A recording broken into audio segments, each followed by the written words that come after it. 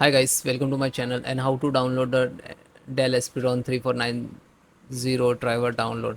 So open any browser, Google search box to type like that and then first link which is dell.com. Okay, this is official website, so click on it.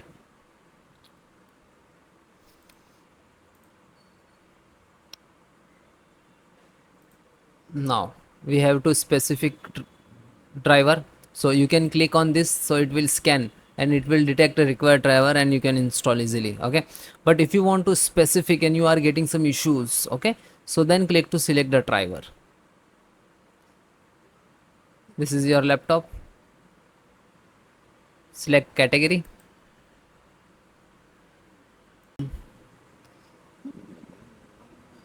scroll down. In the security you can see fingerprint driver, sensor driver.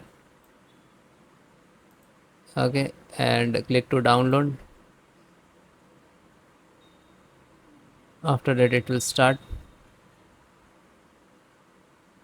and just single click to open and then yes, fingerprint driver, click to install.